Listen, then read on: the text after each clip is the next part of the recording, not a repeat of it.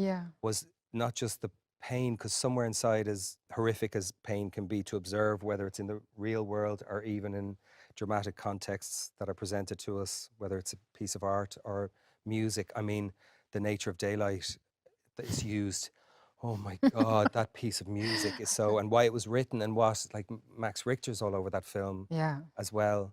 The leaning into each other seems to be such an essential aspect of the human experience that is very easily lost in a world where we are taught about the individual. And so grief is, as painful as it can be, what's born of grief, the transcendence of coming together, the ability for one person to observe another person's grief and not actually try and heal it, Yeah.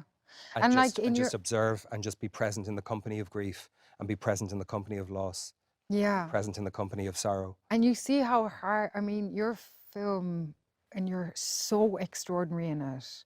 And I can't even imagine how much you must have sweated in that film. Like, how dangerous it is to feel, and how much we pad ourselves up with consuming and money Yeah. and like, you know, what that whole and I'm so Uncertainty. uncertainty. And I guess, and you keep talking about loneliness and how in some ways you can protect yourself by being lonely, or Yeah. create a kind of cave for you Yeah. to hide in an idea, in an idea of yourself that is so full, like a kind of facade. Yes. A gambler with a pair of lucky gloves, washed up on the shores of Macau. When you meet your beautiful, like, woman who dies in that, Yeah. and you can just feel like, oh my God, I can touch something so real. It's so scary. I'm going to cry even. Like, yeah, how scary it is to feel, and how much we run as fast as we can away from it in our lives. And then Totally. when you're faced with your mortality, or faced with your absolute ruin. Yeah, I think the permission to be overwhelmed is a huge thing to give to each other, to give to our kids, to observe in our parents if they experience it. We're Yeah. at a certain stage where we can almost parent those who brought us into the world, which inevitably, if you're lucky enough as a child, will happen someday, that you'll be able to actually, in real world affections and attention and consideration, be able to return a little bit of what our parents have done for us. Yeah. But it's that thing about I think, and I know I sit here, I'm so fucking aware of the amount of privilege that I've experienced in my life, and what rare air I fly in regards to what I do for a living, how I've been able to provide all that stuff. I'm really aware. But at the end of the fucking day, there's nothing I can do in acting. There's no check I can get that can make, and sorry to pull this out, that can make James talk or have Yeah, language, my oldest boy. Do you know yeah, what I mean? yeah, Like, yeah, we're yeah. all, regardless of the facade, regardless of how the life seems to be, just every T is crossed and every I is dotted ever so perfectly. It's a mess. Oh, it's It's a chaos. mess. But don't you think that's, I And feel, to be given permission to for it be in the to mess. be in the And that's mess our job, and is not to have be, the answer. absolutely. Like, lean into the mystery and know that feeling is only destructive when it is attempted to be oppressed Yeah. or ignored. That's the only time feeling is really destructive. And the more I do this, the more I realize, like, the job is to become more human. Yeah. And more take your hands off the steering wheel. And like, how do you Drive hands-free. yeah, yeah. Foot on the gas. Waymo. Foot on the gas. Yeah. Which are I mad. hate it every time I see one of those. Oh my things. I'm like, God. well done, humans. There'll be 50,000 drivers unemployed within the next 2 Yeah, years. yeah. Well done. How do you travel to be unconscious like that, and become more human, and become, like, scared? And like, Maybe it's not fear. I don't know what is it like. What's the journey to create? Like, I'm curious, why did you want to do ballad? Like, what was the texture of what this character was that you were like, oh, I think I can go into that place now? Because it's really intense. I mean, I do find that, God, joy, of course, is beautiful, and I have mad moments of joy in my life, and joy in work, and joy with my kids. And I think that I've always felt that the common denominator in the regards to experience as humans is pain. Like, the one thing we've all felt Yeah. really is pain. And I put fear and uncertainty under that banner. Not everyone, sadly, has felt joy. Not everyone is born into a situation where they can experience even a moment's joy from the start, and that's a Yeah. great tragedy. But so I'm fascinated with pain, and what pain, I think every single kind of misdeed or every single act of aggression or violence has its root in some kind of either personal or lineal pain that has become personalized. And so I just find pain to be kind of one of the defining characteristics of the human experience. And when I read Ballad, it was a character that there was no reason, there's no backstory given in the script. He just was somebody who was drowning beneath this certain kind of agitative pain and uncertainty that I couldn't really figure out when I read it, and I created and concocted whatever fiction for myself in regards to backstory. But yeah, I just found it really interesting. I just wanted to explore it.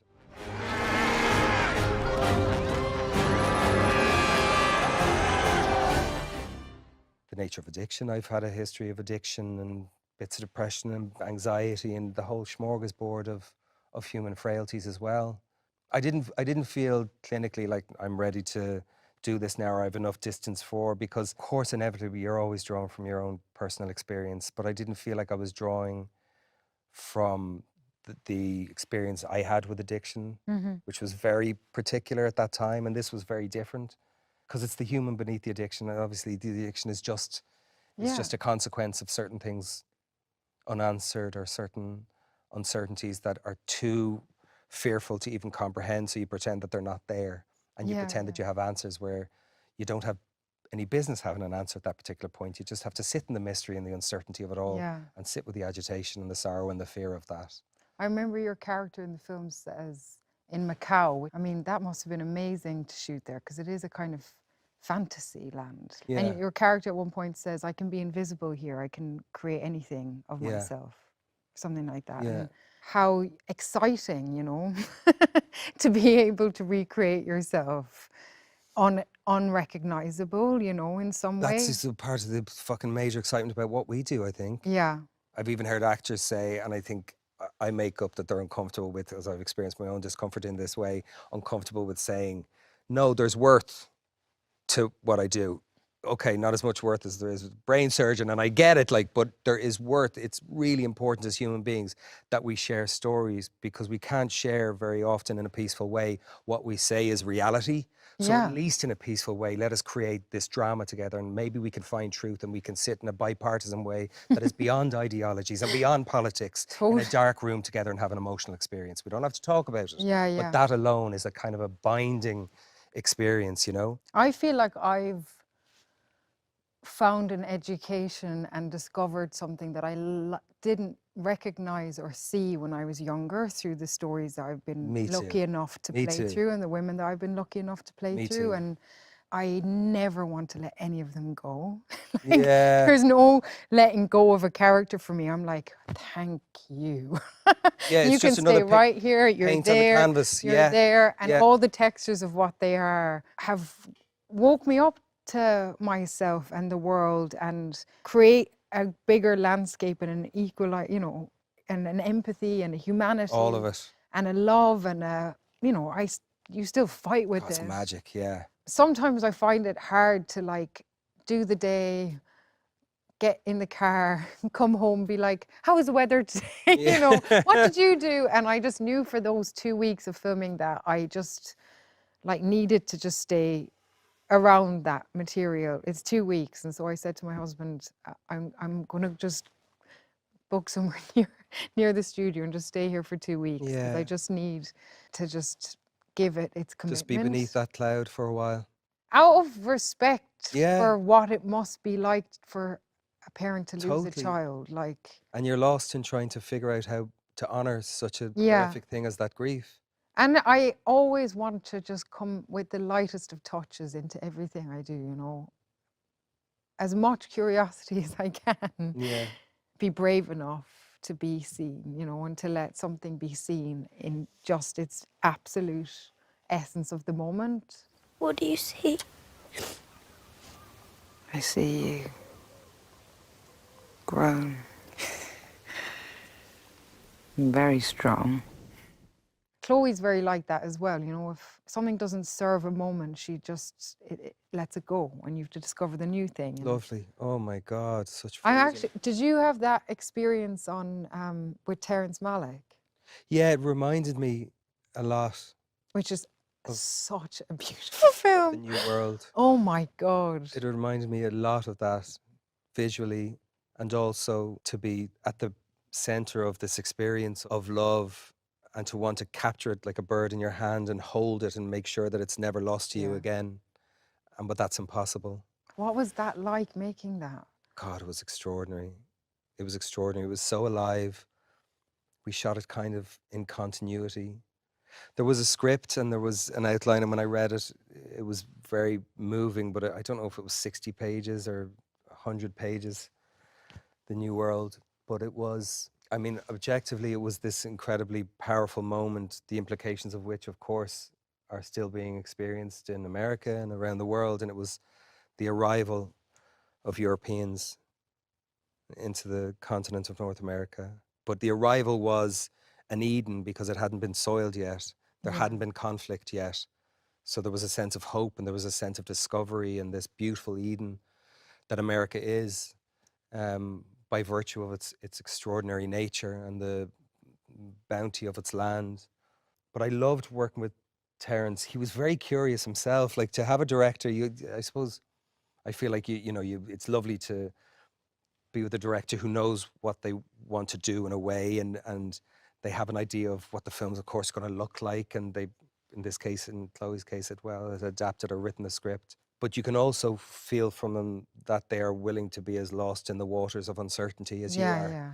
And that's Oh lovely. my God. I mean, when you 'Cause, get somebody that you oh, can be in that space with as a it director, you're really like, is lovely. And it's a whole other and there's no experience. wrong. No. And you're And I've worked with sharing. directors that you do a take and they go, "Meh," and maybe I'm weak, but the "meh" thing kind of gets me a little, it doesn't take much to get me shoulders up around my ears. Yeah. Do you know what I mean? Where you get a director go, good, and what about this? And okay, let's just go again. And Yeah, just, yeah.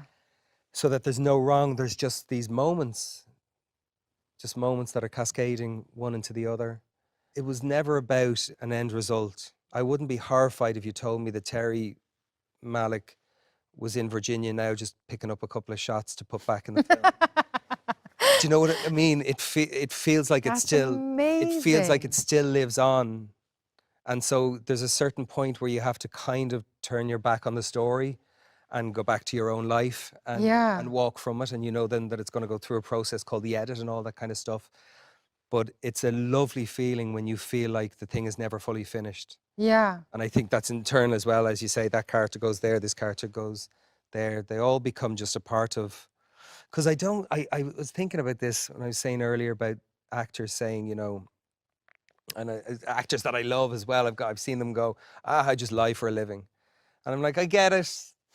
It's cute. I kind of want to say the same and take the piss out of it all. Yeah. But is it not potentially more truthful than the human experience that we have every day on the street? Totally. And only because, like, every day on the street, not only myself, you walk around and we're all pretending like we're presenting to each other what we really are, and none of us, myself included, are. Yeah. We adopt these personas in moments, and we have one generalized persona that we built up over the years and all that stuff. And it's all born from yada yada, all the experiences, fucking Psych 101, it's such bullshit. But, whereas at least in the dramatic context, there's an agreement with the audience. You go, we're doing a thing here. Yeah, yeah. We're going to crucify Christ at the end of this story, and we're going to show the repercussions of it Yeah. that are still directly informing your lives every day, regardless of whether you live in the West or wherever you live.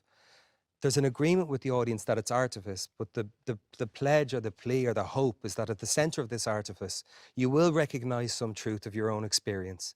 You will recognize some joy, some hope, some fear, some loss, some grief, something that will just make you feel. Yeah. Because it's one thing to be told you're not alone. It's another thing to see, by virtue of a person's empathy, that you're not alone through observation of someone experiencing something that's akin to what you've gone through Oh or my what you're God. afraid of going through. And so I think, when you go to work or whatever, all you're doing is you're taking your energy in your heart and your head and all that jazz and your life, and you're taking your parents and you're taking your mates and you're taking things you've seen on the news and you're taking bits of poems you've read and music you've listened to and you're taking stuff you can't remember and dreams you're writing down. You're taking the whole smorgasbord of what it is to be human, and you're focusing it like really intently as you fall in love with one character. Yeah.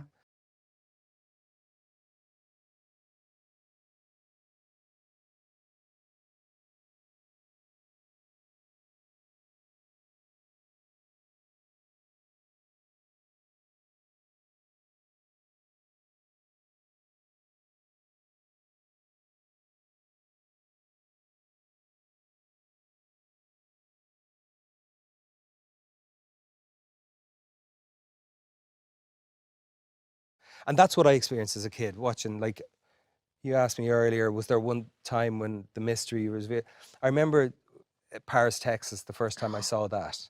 I love that film. And it shook me to my core. Harry Dean Stanton. Oh my I good mean, Lord. Oh my God. And I mean, Natasha Kinski Oh was my a close second to God. Marilyn Monroe for me. Oh, You know, so I beautiful. felt so in love with her in that. But that loneliness as well, you The know, and like loneliness of that scene where he's on the phone and she's in the behind him in the glass. And he's about to tell her their story. Yeah. And it's so painful that he turns the fucking chair around. He can't. Do you remember? He turns, she's on the other side, and he turns the chair around and she's there. And he starts with, I knew these people, these two people. And Harry Dean goes into, with all the patience in the world, this story about these two young people who, well, he was quite a bit older than her, but these two young spirits who fell in love with each other and saw like, and had the most beautiful relationship where everything was turned into magic. And then he articulates over the space of that 7 or 8 or 9 or 10 minute monologue how it all fell apart. Yeah. Incredible. And it was his sickness being his humanness and his fear. Yeah. And it was the first time I was shaken to my core, because until then it was kind of BMXs and a bit of an Amblin, Back to the Future, and you know, still a perfect film, by the way. That was kind of my cinema diet, and that was the first time, that film, where I was exposed to the depths of sorrow and the pain and also the joy. It's a funny film too. Like his scenes with Hunter, his kid, are fucking brilliant. In Paris, but he Texas. was such a like character, you know, just there was no compromising of his humanity. No. Whatever way you met him, he wasn't presenting any he's no presenting any idea of, he wasn't trying to sell you on a mood. He wasn't trying to sell you on a mood. And being guilty of that myself. He wasn't trying to sell you on a mood or a feeling or direct your attention in any particular way. Yeah. He just smoked a cigarette. Have you ever seen those clips You've of seen his interviews? Him with David Lynch. Yeah, they're brilliant. I mean, if there's ever an advert to take up smoking, it's like watching two coolest men that ever walked the planet smoke Don't watch together. State of Grace, by the way. Did you ever see State of Grace with young Sean Penn, Gary Oldman and Robin Wright? I haven't seen it. It's so good. Came out at the same time as Goodfellas, so it kind of got buried, but it's about gangsters in New York, Irish mob in New York, and the lads are young as fucking the smoke, and my toes were curling. I was looking at it the other night going, Jesus, money off them a year. How, in talking of gangsters, I like watched Penguin the other day. Oh yeah. You are extraordinary in that. Thanks, love. And it's so hard to work in a mask and see such humanity like burst through that. He was so total. Like, I know that man. He is down the pub in Kerry. Hopefully not doing the things that you were doing in that, but the weight of him, and like the hunger of that man, the need of him to like, when he's with his mom, I like, oh my God, but I've never seen somebody so dexterous and so human in a mask. It's definitely not you. But like, if someone was like, that's Colin, if I didn't know it was you, I'd be like, that's James Gandolfini's brother or something. But how did you do that? There was a lot of like talk about dream work and Jungian processes and explorations and stuff. It was a little bit of that as well. The last thing I want to say is the mask allowed the real me to come out, you know? But I certainly have, and have had in my life, and have at times, I can feel ugliness in me. I can feel moments of envy, or I can feel anger, and I don't know, I know the anger isn't born of what it says it's being born of in the moment. It's something from fucking there again, 7 generations ago, but it's not you, and I'm not blaming you. It's me now, so I'll deal. But so all of that stuff, it did give license because my face was covered. I was given such permission. I really was. I was hidden. And so through being hidden, through being obscured, I suppose I was greenlit to experience a kind of a revelation. Wow. It felt like an absolute revelation. Like I could sit here if I had that makeup on and I could talk to you for 12 hours and not break character.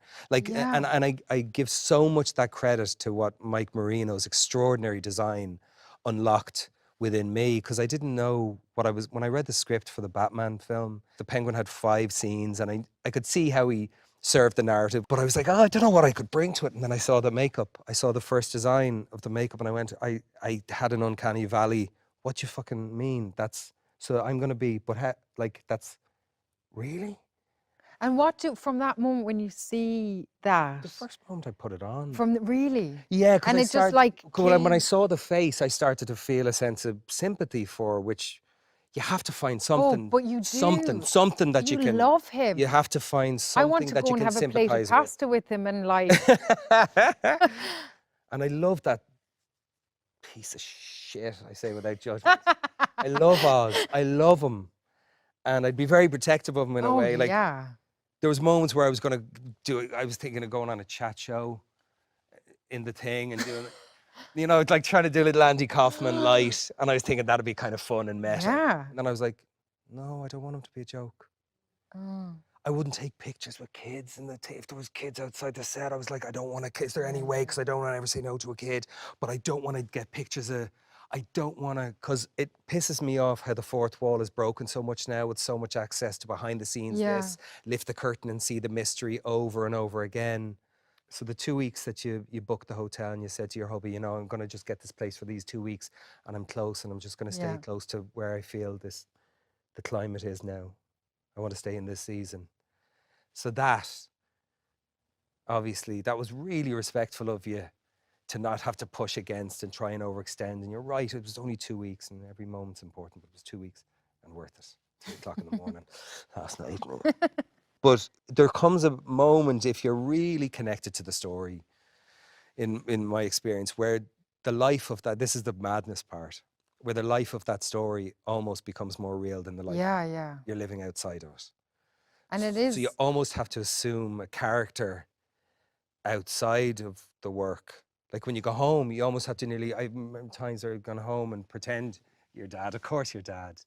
But you have to, you know, to be present in that. And Yeah. it nearly takes more effort than the rivers of continuous experience you've gotten used to for Well, 14 or 15 hours a day. You're spending more time in your 15 day hours a day in that than you focusing are. on that. Yeah. And when you're covered in that and Yeah. that thing is around your body, Yeah. it's so powerful. Yeah. Tell me about The Bride, because it's a similar Archetypes, but Yeah, like, you know, yeah, these icons yeah, of absolutely. kind of yeah, another realm. yeah, pop cultural, yeah, Yeah. cornerstones, yeah, From the moment I read that, it was like being plugged into an electrical socket of another language. It just ripped through me. I didn't understand it. But the energy of it, I was like, oh my God, okay. And the space of what this character was, the bride that Maggie had created, you know, the iconic iteration of Frankenstein, the bride has no voice and is born as a mate to this monster. You know, and this monster is born out of loss and born out of loneliness for Frankenstein and the doctor and Mary Shelley. And Mary Shelley was this woman of like dark need, dark love, immense loss. dark instincts. And I guess, you know, Maggie was so uncompromising about what is monstrous, what is our capacity to be monsters as humans, as archetypes, and in the vessel of a woman who's born to be a mate, to be a bride, to be a wife, without any autonomy. What might she want to say about that? Yeah. And what is too much within this body, in a way? And once you get kind of offered the idea of the monstrousness of too muchness or too much life, or the ability to love with being able to hold our most monstrous parts of ourselves. I mean, obviously I'm going to say, yeah. Okay. It's the biggest canvas I've ever played in, you know. As far as the scale of the film, or the potential of the character to go in all sorts of places, Both. I mean, the history of it, the all of it. all of it. Yeah, yeah, Like yeah. the scale of it, the history of it, the potential of Yeah, it. yeah, yeah. You know, there was something so recognizable, but also very new, something that had never been given a voice before, and what could be created from that, just that It's space. tasty, isn't it? Exciting, isn't it? Yeah. And with Christian Bale, who's, you know, Extraordinary. incredible. And I mean, you've worked with him, haven't Yeah, you? well, I didn't work with him. He was in the film. Yeah, We never had yeah. a scene even, but yeah. You always know you're going to have to meet Meet him there. something gigantic, you know, he's Yeah. a giant. Yeah. I mean, it was really intense and broke me and opened me, and Wow. mind, body, like, Let's see it.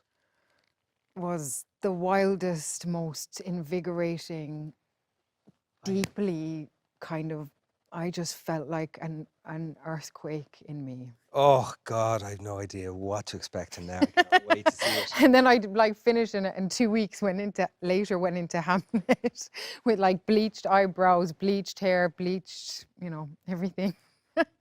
And somehow, and not asking for an explanation on exactly how, but somehow one fed into the other, positioned you emotionally and psychologically and experientially in a way to. I mean, it's about being born, you know, these Yeah. things are about a rebirth, a revolution. Yeah, totally. Something in the ceiling cracking, some new expression, new language. Like I go from a new language pulled of towards, pushed out totally of. life and death, being reinvigorated, Yeah. being transcended from one portal of life to death and I think back that was and the back. power of the shift that happened within Agnes in those final scenes, in those final moments in the theatre. Yeah. The change that happened. And what we were saying earlier, you know, It was an evolution of soul. It was kind of like an True. evolution of soul. love, you know, and the Frankenstein, I mean, Mary Shelley wrote, you know, the creation of the monster is made out of all these broken, I mean, it's such an I mean, Mary Shelley's God, it really is. mind to Quality. create something born out of the most broken, the mess of Yeah. humanity, the detritus, you know, the Yeah, stuff that yeah. we throw away, and to build this creature, and then to be so kind of shocked by your own creation to have to lock it away in an attic, and then what Jesus. loneliness that breeds, and the revenge that loneliness breeds through humanity, and that he's still hungry for love and comes back 100 years later after being created to seek the love that he never found. And I guess what's ripped through all of this is like what a feat of courage it is to love it all. Totally. When you might lose everything. That's I what mean, it it's is. so scary It's to to love. make an agreement that you really aren't fully aware you're signing up for, that you are going to experience loss and pain at some stage. It's the greatest, it's the most perilous thing in the world Yeah. to love somebody and to allow yourself to be loved in return. It's the most perilous thing. Also, obviously, the most beautiful. Yeah. But it comes at such a price. I don't regret it. I love love. Yeah, me too. Me too. And I'm a little bit scared of it as well. I was like, what's my first ever image of you in my life? I mean, we've never met really properly, and I feel like we're only beginning a conversation, but I was like, my first image of you in my life is you pouring brown sauce into a cup of tea. An intermission. And I was Brown like, sauce. what? That's disgusting. You know, sales went up in Ireland there for a while. They really did. Everyone was going in trying brown sauce with their tea. I think you're such a beautiful artist, an incredible man. Everybody loves you.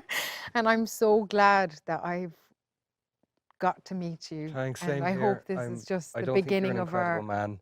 I'm not same here that. Thank you. Yeah. Well, the penguin, and it's Oz beneath. Mike Marino's in the corner. I'm so glad to be able to be here with you today. Yeah, and I just love you. I love you. Yeah, I do. I love you. I'd only met you a couple of weeks ago. Yeah, for anyone who's actors, lovey, fuck it. I love you. There's no, you I know, love you and too. you're just brilliant. I'm so happy for you. I won't say proud because that's bollocks, but I'm so happy for you that Chloe and you know that you're supported in the way that you were and that you went to where you went because there really is now, and there's mad healing in this film. And some films are, I love just films that are just there for entertainment. Yeah. And I have experienced as a 8-year-old, as a 14-year-old, as a 20-year-old, as a 30, healing watching films. I've experienced fucking permission, I've experienced forgiveness, I've felt compassion, empathy, love, all of it. And there's massive amounts of all the above in this. So, you know, you and Paul and Chloe and the young gentleman who played Jack Beach. Hamlet, Jack. Yeah. He's just beautiful, and I'm so happy for you. I'm so happy for you, Jessie. I love you, Thank and you. thanks for today. Thanks for letting me come and have a chat with you. Thank you.